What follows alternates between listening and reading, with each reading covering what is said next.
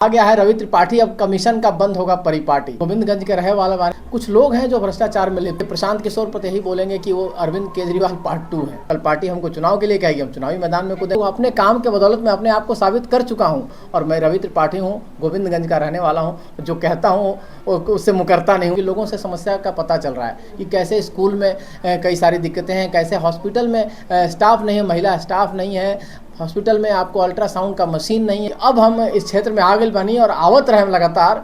जे भी भूमिका हमरा के पार्टी दी वो रोल में रह के, वो भूमिका में रह के हम लोगों के सहायता करेंगे बा और साथ साथ करप्शन मुक्त गोविंदगंज भी करेंगे बाटे। ये हम तय कैल बनी। और एक हम नारा भी बीच में कहले रहनी कि आ गया है रवि त्रिपाठी, अब कमीशन का बंद होगा परिपाटी। आपने कहा उम्मीदवारी की बात, तो ये पार्टी को तय करना है। हम गोविंदगंज के रहने वाले हैं और हमारे यहाँ कोई दावेदारी का सिस्टम नहीं होता है। पार्टी तय करती है, देखती है कि कौन से लायक कैंडिडेट हैं और किसको पार्टी टिकट देगी तो बेहतर तरीके से पार्टी को जीत हासिल करा सकता है। तो ये पार्टी को तय करना है। हम तो पार्टी के शरण में हैं और पार्टी के नक्शे कदम पर जो भी पार्टी कहेगी वही हमको काम करना है। लेकिन आपने कहा कि क्षेत्र में घूमने का जो एक्सपीरियंस है वो अच्छा एक्सपीरियंस है, क्योंकि लोगों से समस्या का पता चल रहा है कि कैसे स्कूल में कई सारी दिक्कतें हैं, कैसे हॉस्पिटल में स्टाफ नहीं है, महिला स्टाफ नहीं है, हॉस्पिटल में आपको अल्ट्रासाउंड का मशीन नहीं है, कैसे हॉस्पिटल में जाने पर काम नहीं होता है। और साथ साथ करप्शन की बातें भी निकल के आ रही कि कुछ लोग जो है, कुछ जो भी लोग हैं जो इन्वॉल्व है इस काम में, कि भाई आपको आधार कार्ड बनवाने के लिए भी उसमें क्या है, उसमें नाम कुछ बदलवाने के लिए अगर 500 रुपया देना पड़ रहा है, 1000 रुपया देना पड़ रहा है, तो ये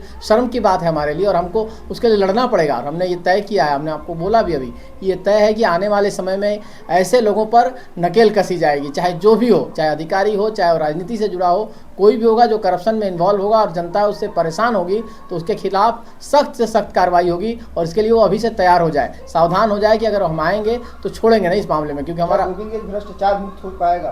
नहीं, गोविंदगंज नहीं। देखिए, भ्रष्टाचार कहीं ऐसा नहीं है कि भ्रष्टाचार कहीं एक ही जगह है, सब जगह है। कुछ लोग हैं जो भ्रष्टाचार में लिप्त। जन स्वराज के नेता हैं प्रशांत किशोर, जो लगातार एनडीए के नेताओं पर मतलब आरोप लगा रहे हैं, उन पर क्या कहेंगे? नहीं, देखिए, प्रशांत किशोर पर यही बोलेंगे कि वो अरविंद केजरीवाल पार्ट 2 है।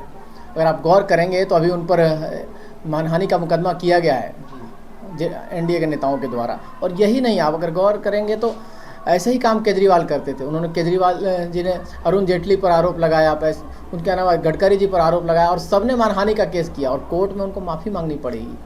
तो ये चुनाव के समय हल्का फुल्का काम कर मतलब कहा जाए तो छीछा लेदर करके ये अपने आप का नाम कमाना चाहते हैं। तो प्रशांत किशोर ध्यान रख लें, आगे आने वाले समय में कोर्ट में उनको भी माफ़ी मांगनी पड़ेगी और मुकदमा भी झेलना पड़ेगा और पैसा देने के लिए भी, मानहानि का मुकदमा के लिए वो तैयार रहें। अगर केजरीवाल की तरह खाली आरोप लगा के भागना चाहते हैं तो उनके लिए मुश्किलें बढ़ने वाली है, क्योंकि बीजेपी छोड़ती नहीं है, एनडीए छोड़ती नहीं है और सरकार हर लेवल तक ले जाएंगे नेता लोग। उनको जिस तरह से करप्शन के मामले में आरोप लगा रहे हैं, तो अगर साबित नहीं कर पाएंगे तो कोर्ट में उनको घसीटा जाएगा और उनसे माफ़ी भी मंगवाई जाएगी। अच्छा, दिल्ली में जैसे देखा गया कि तमाम जो पुराने चेहरे थे जो कि नकारा जो साबित हुए थे, उन लोगों का फेस बदला गया और नए उम्मीदवारों की घोषणा की गई। क्या ऐसे बिहार में भी हो सकता है क्या?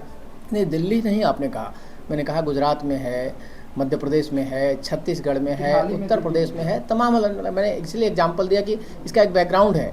पार्टी एक का सिस्टम होता है, पार्टी सर्वे करती है, पार्टी अपने नेताओं के जरिए बात करती है, पार्टी कार्यकर्ताओं के जरिए बात करती है। पार्टी का बड़ा सिस्टम है इसका नेटवर्किंग का, और पार्टी उसका फ़ायदा उठाते हुए लोगों का एक फीडबैक लेती है और फीडबैक के आधार पर ये टिकट दिया जाता है। गुजरात में आपने देखा था 100 के 100% मंत्री बदल दिए गए, पूरा विधायक बदल दिया गया। तो कहीं ना कहीं एक फीडबैक पार्टी लेती है और फीडबैक पार्टी को जो मिला होगा उसके आधार पर पार्टी फैसला करेगी। हमें जो भी रोल दिया जाएगा, जिस रोल में हमको रखा जाएगा, आज हम प्रवक्ता के रोल में है, आप देख रहे हैं सुबह शाम चैनल पर बैठना पड़ रहा, तो वो काम कर रहे हैं। कल पार्टी हमको चुनाव के लिए कहेगी, हम चुनावी मैदान में कूदेंगे, उसमें भी आपका समर्थन लेंगे, सहयोग लेंगे।